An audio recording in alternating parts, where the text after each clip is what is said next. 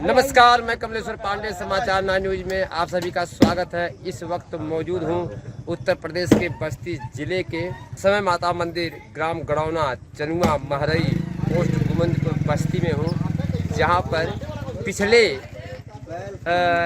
11 तारीख से श्री सतचंडी महायज्ञ का शुभारंभ हुआ और आप देख सकते हैं कैमरे में किस तरह से भारी संख्याओं में लोगों की मौजूदगी होती थी जो है, और कथा का कार्यक्रम चलता था जो है। तो आप देख सकते हैं किस तरह से भीड़ भारी संख्याओं में भक्तों का एकत्रित होते थे जो है, और लोग सुनते थे जो है कथा को जो है। तो हम ये यहाँ के व्यवस्थापक पुजारी कल्लू बाबा से भी बात करेंगे जो है, क्या कुछ कहेंगे इस व्यवस्थाओं को लेकर के जो है, इस भीड़ को लेकर के, और क्या संदेश समाज को दे रहे हैं इस यज्ञ के माध्यम से जो है। तो ऐसे में तमाम श्रद्धालु भी हैं, भक्त भी हैं, और सबसे भी बातचीत करेंगे जो है, और जो कथावाचक हैं उनसे भी बातचीत करेंगे जो है। तो ये वृंदावन धाम से पधारे महाराज जी हैं, इनसे भी बातचीत करेंगे जो है। तो आप तस्वीर में देख सकते हैं कि किस तरह से पंडाल सजा हुआ है, और इसमें तमाम स्त्री पुरुष और बच्चे बुजुर्ग सभी लोग बैठे हैं, कथा का श्रवण कर रहे हैं। और इसमें जो है व्यवस्थाएं अच्छी ढंग से लगाई गई है, और बगल में मंदिर है, काली जी का मंदिर है, और मंदिर के पुजारी कल्लू बाबा हैं, और वृंदावन से पधारे महाराज जी हैं। क्या नाम है? श्री रुद्रनाथ मिश्रा। श्री रुद्र जी मिश्रा महाराज जी हैं। इनके मुखार बिंदुओं से अमृतमयी कथा लोग बीते 11 तारीख से सुन रहे हैं। आज 17 तारीख है, आज अंतिम दिन है कथा का जो है। तो आज समापन का दिन है। तो ऐसे में हम महाराज जी से भी कथा मर्मज्ञ जो हैं, श्री राम कथा से चंडी महायज्ञ के जो है, उनसे भी बातचीत करेंगे। सर, समाचार नानी में आपका स्वागत है, क्या कुछ कहेंगे?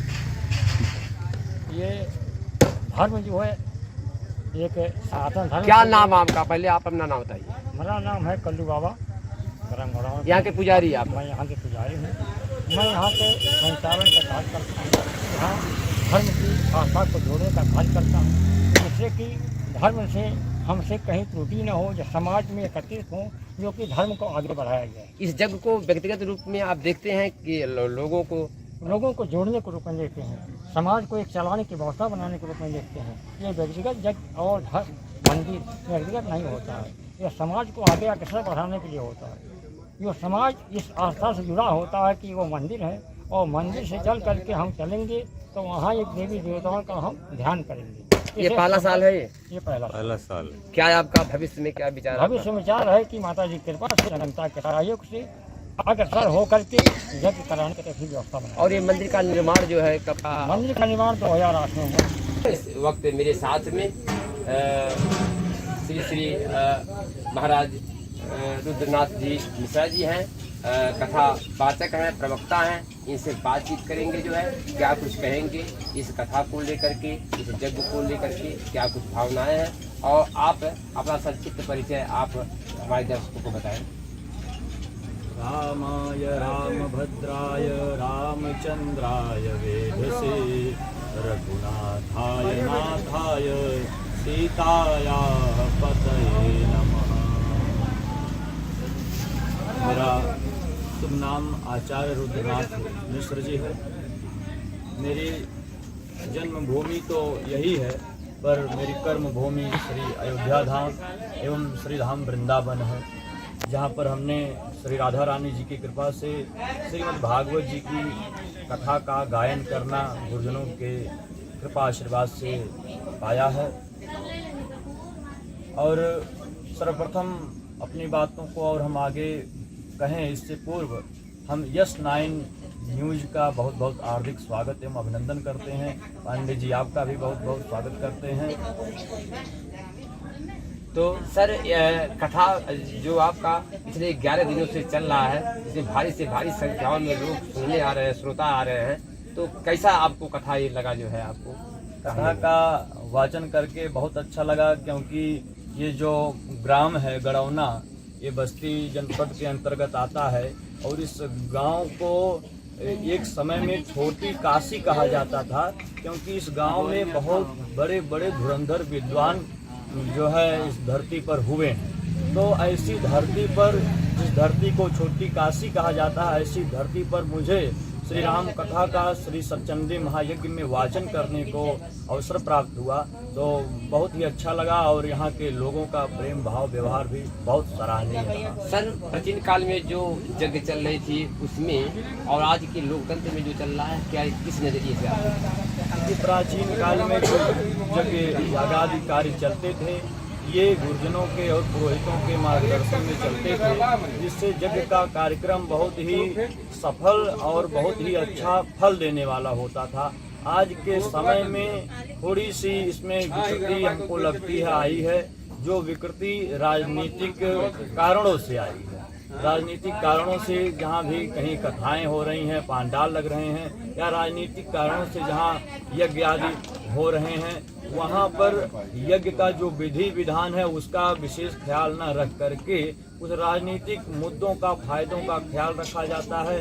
भगवान के नाम पर मंच से नेताओं का और समाज के कुछ ऐसे लोगों का जो बाहुबली टाइप के हैं, ऐसे लोगों का गुणगान किया जाता है, जय जयकार किया जाता है। तो ये चीज़ें अच्छी नहीं हैं।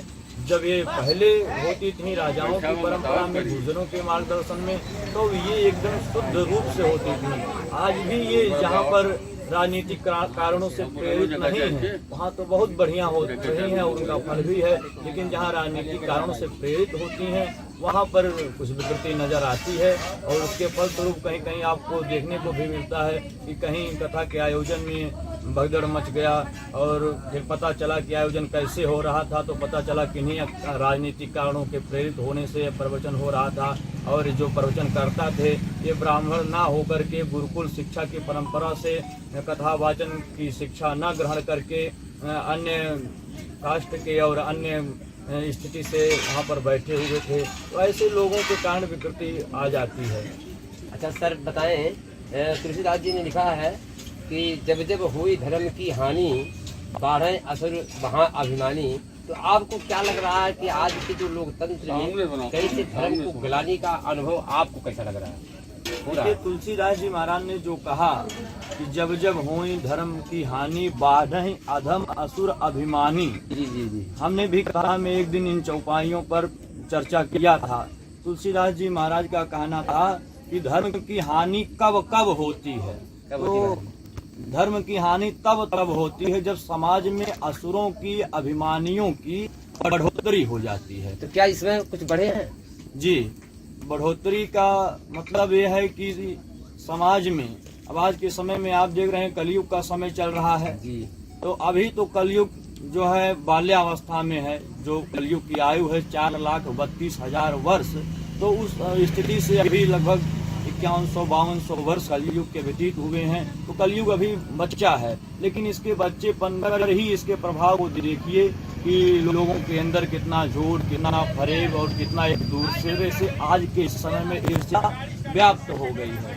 तो ये जो अभिमानी अधम को कहा गया, इन्हीं लोगों से ये बढ़ता है, झूठे लोगों से, प्रेमी लोगों से, ईर्ष्यालु लोगों से ही अभिमान बढ़ता है, फरेब बढ़ता है और असुर प्रवृत्ति बढ़ती है। और जब जब ऐसे लोगों की बढ़ोतरी होती है तब तब धर्म की हानि होने लगती है। इसलिए धर्म की हानि तभी रुकेगी जब आसुरी प्रवृत्ति के लोगों का होना जो है नियंत्रित होगा, बंद होगा। क्योंकि असुर माने हमने आपसे निवेदन किया था कि असु प्लस रा, ये दो शब्द हैं। असु माने होता है शरीर और रा माने रममाण। तो जो शरीर में ही रममाण है, इस वक्त मेरे साथ में इस कथा के जो है तमाम मनमग्न विद्वान हैं, जो ये पिछले 11 तारीख से जो है पूजा पद्धति से, पूजा विधि से जो है सारी आज पूर्णावती हुआ है जो है। तो सभी लोग हैं, हम बातचीत करेंगे, क्या कुछ कहेंगे। सर, समाचार 9 न्यूज में आपका स्वागत है। क्या आपका नाम है और आप पिछली 11 तारीख से जो है इस यज्ञ में हैं, क्या कुछ कहेंगे, क्या आपकी भावना है? जी, मेरा नाम आचार्य अमरेश पांडे है। मैं बस यही कहना चाहता हूँ कि लोगों की आस्था, भाव, सम्मान बहुत ही अच्छे तरीके से उजागर रहा और यहाँ के लोगों के अंदर आस्था भाव बहुत ही हृदय में उमड़ करके भरा हुआ है। सब लोग हृदय से तन्मय हो करके यज्ञ करते हैं और यज्ञ करते हुए चले आ रहे हैं। सबके हृदय में माता रानी जगत जननी विराजमान हैं और विशेषता तो ये है कि यहाँ की माता रानी सिद्ध हैं और जो भी लोग अपनी मन्नत लेकर के आते हैं सबकी मन्नतें पूरी हो जाती हैं। ऐसी माता रानी की विशेषता है और यहाँ से आज तक कोई भी खाली हाथ लौट करके नहीं गया है और यज्ञ नारायण भगवान की असीम कृपा यहाँ के लोगों के साथ हमेशा बनी रही है। सर, ये आधुनिक युग चल रहा है, वैज्ञानिक युग चल रहा है, जिसमें हमारा धर्म भी चल रहा है, सनातन धर्म जो है, क्या ऐसी अनुभूति होती है? अनुभूति यही होती है कि अगर आप यज्ञ करते रहे, सत्कर्म करते रहे तो आपके जीवन से पाप कर्म नष्ट हो जाएंगे, आप पुण्य के भागीदार बन जाएंगे और हम भी पुण्य के भागीदार बनते हुए चले आ रहे हैं। हम ब्राह्मण विद्वानों के बीच में हैं, जहाँ पर श्रीमद् भागवत कथा, श्री राम कथा और श्री सप्तचंडी को लेकर के यहाँ कथा हुआ है जो है और समापन है। तो सभी ब्राह्मणों के विद्वानों के बीच में हमें उनसे बातचीत कर रहे हैं। देखिए, एक विद्वान ब्राह्मण हमारे इस तस्वीर में आप देख पा रहे होंगे जो है, इनसे भी बातचीत करेंगे, क्या कुछ इनकी भावनाएं हैं। सर, समाचार 9 न्यूज़ में आपका स्वागत है। क्या आप कुछ कहेंगे जो आज पूर्णावती है और पिछली 11 तारीख से यह कार्यक्रम चल रहा है, क्या कुछ कहेंगे? जी, मेरा नाम मनोज शास्त्री है, मैं बस्ती जनपद की निवासी हूँ। देखिए, जो यज्ञ होता है, यज्ञ कोई किसी एक व्यक्ति का नहीं होता है, सार्वजनिक होता है, ये जन कल्याण के लिए होता है। आ गया कि धर्मो रक्षति रक्षिता, जो धर्म की रक्षा करता है धर्म उसकी रक्षा करता है और हम लोग सनातन धर्म के हैं, धर्म की रक्षा करना हमारा कर्तव्य है। यज्ञ तो जन कल्याण के लिए होता है, यज्ञ जन कल्याण के लिए होता है और यहाँ पर दूर दूर से आए हुए विद्वान जो है पूजा पाठ यज्ञ प्रतिदिन चलता रहता है। आज इस यज्ञ का पूर्णाहुति है और शाम को जो है राम कथा होता है। तो राम कथा हमें जीना सिखाता है और भागवत कथा में मरना सिखाता है। इस प्रकार के खबरों को देखने और सुनने के लिए S9 न्यूज़ के साथ बने रहिए। मेरे साथ मेरे सहयोगी कैमरामैन JP यादव के साथ कमलेश्वर पांडे, समाचार 9 न्यूज़, बस्ती गड़ौना।